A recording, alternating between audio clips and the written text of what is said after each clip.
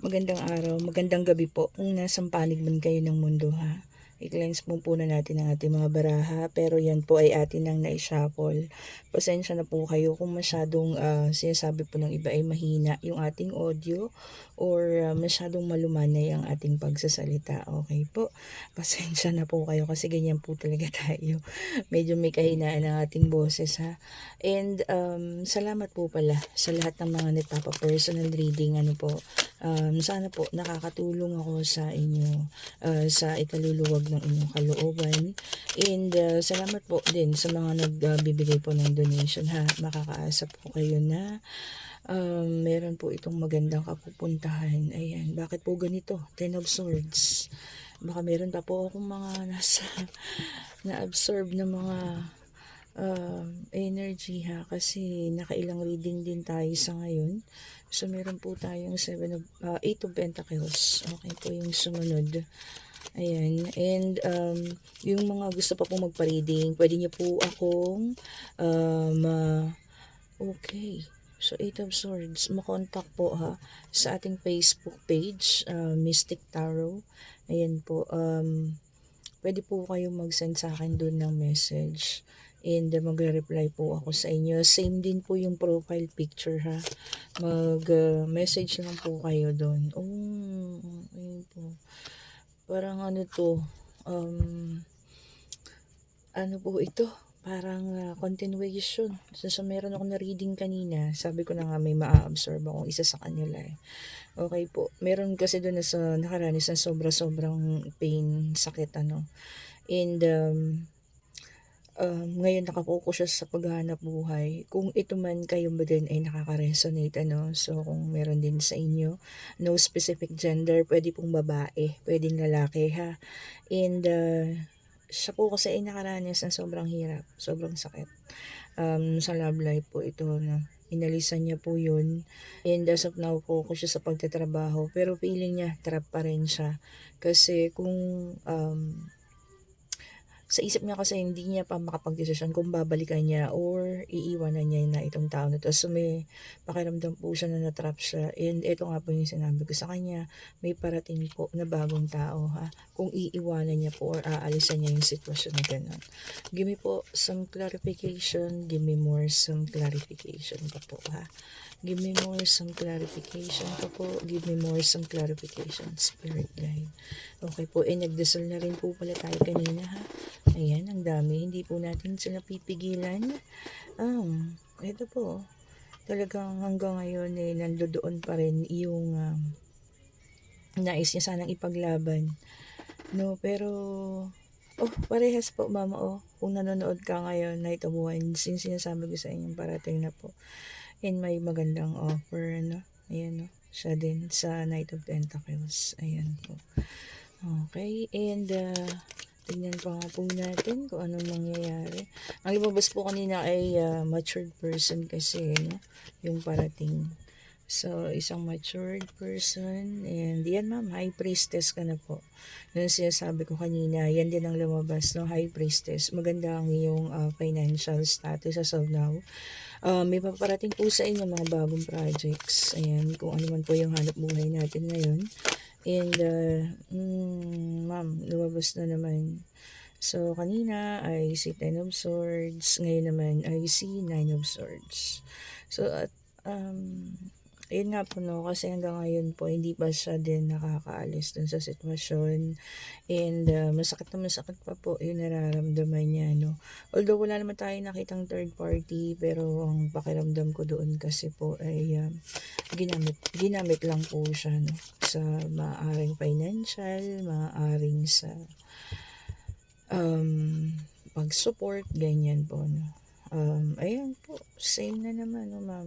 Feeling trap ka pa din po. Umalis ka na po dyan, ma'am, ha? And, ito yung sinasabi ko sa inyo, Wheel of Fortune, talagang nasa inyo yung kasaganahan. Ang abundance po ay nasa sa inyo, no? Kung matututo lang tayong alisan yung ang tao na to. And, ma'am, wag na po tayong umasa na magkakaroon pa kayo ng pagbabalikan. Pero, kung bibigyan nyo ng chance, maaari po. Pero yun nga, inuulit ko, mauulit at mauulit lang din po yung pangyayari. Mararamdaman nyo ulit yung sakit at yung pain na nararamdaman nararamdaman ninyo. Okay po. Ma'am, i-focus niyo po sa ibang bagay, mag-party ka po, lumabas ka, magpaganda ka. Magkakaroon po kayo ng mga reunion, celebration po, ha. Tanggapin mo po 'yan, huwag ka pong umayaw sa mga kaibigan mo na nag-aano ng mga parties, mga ganyan, sumama ka po. Mag-enjoy ka po muna sa ngayon and alisin mo po yung isip mo. So ayan po, lumabas na naman the tower. So ayan, lumabas din kanina 'no. Yung, feeling niya nung time na nagkaroon sila ng, separation, eh, durog na durog po siya. So, nawala po lahat yung mga, kumbaga yung mga dapat na nasa isip nila, yung mga plano nila 'no, gumuho po. Ayan. Ma'am, eto na po ang dasan. As I told you earlier, may paparating na po, ha. Kung nanonood ka po ngayon, eto na nga po yung paparating sa inyo. Abundance, paparating na bagong tao, and maganda po yung sa financial ninyo, ha. Kung yun po yung susundin ninyo. Maaari po, sinasabi ko na kanina, no, maaaring may pagbabalikan. Pero eto na naman, lumabas na naman, same thing, si Five of Pentacles, ma'am, iwan niyo na po. Ako na po yung nagsasabi sa inyo. Kasi once na binalikan ninyo, once na tinanggap niyo po ulit, ma'am, same thing pa rin po yung mga nangyari. Same thing pa rin po yung mararamdaman ninyo, no. Mag-a-apology at mag-a-apology, hihingi ng tawad, pero mauulit at mauulit pa rin po yung sakit na mararamdaman ninyo, ma'am, ha. Or kung sino man po sa inyo din yung merong sitwasyon na ganito sa ngayon.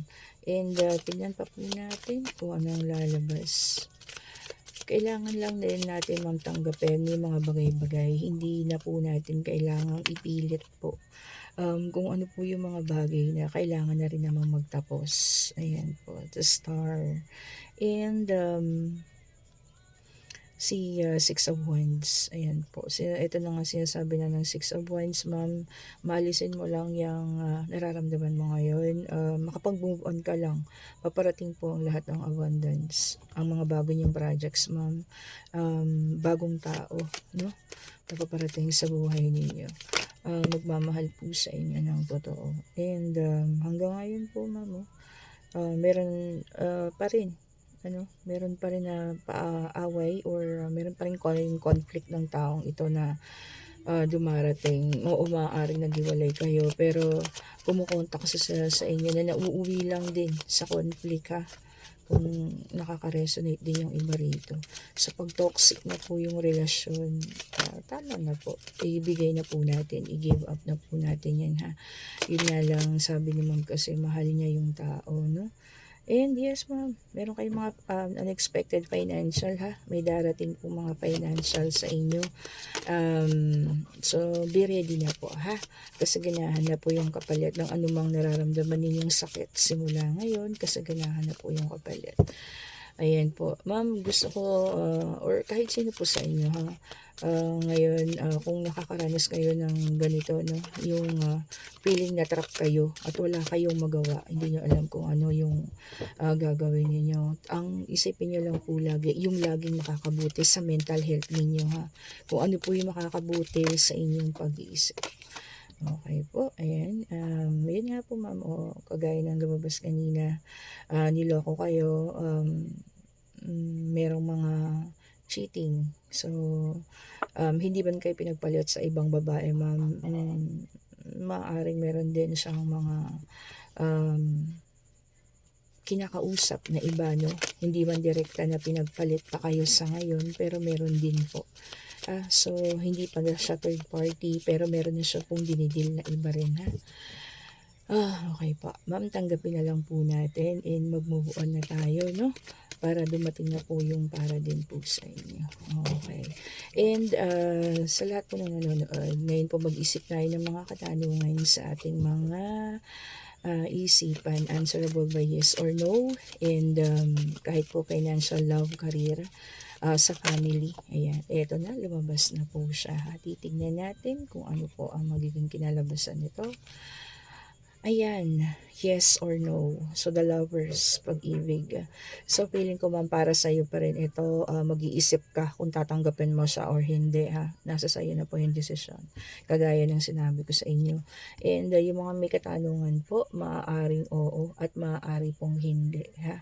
Yun po ang ating lumabas sa baraha. Malakas po rito ang may number 6 sa mga birth chart ninyo. May number 6 kayo. Kung may number 6 kayo, pinanganak kayo 1976, 1946, 1956, 1986, okay po, 1996, and June, yun po. And sa mga gusto po magpa-private reading, inuulit ko po, hanapin niyo po ang aking Facebook page. Wala po kayong babayaran at nagpapasalamat lang din po ako sa mga nagdo-donate po ha. Huwag po kayong mag-alala at mapupunta po yun sa maayos at maganda pong foundation natin ha.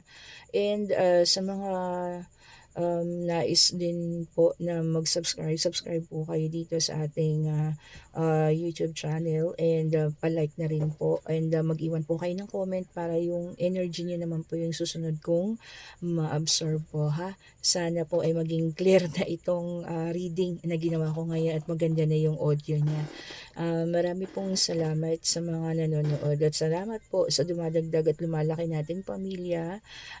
Just click po the notification bell para lagi kayong updated sa lahat po ng ating mga i-upload na videos. Dun po sa mga inaalagaan natin ng dasal, huwag po kayong mag-alala dahil isinasama ko po kayo lagi lahat sa prayers natin ha. Okay po, salamat po sa lahat and God bless po sa lahat. Thank you po, bye-bye po.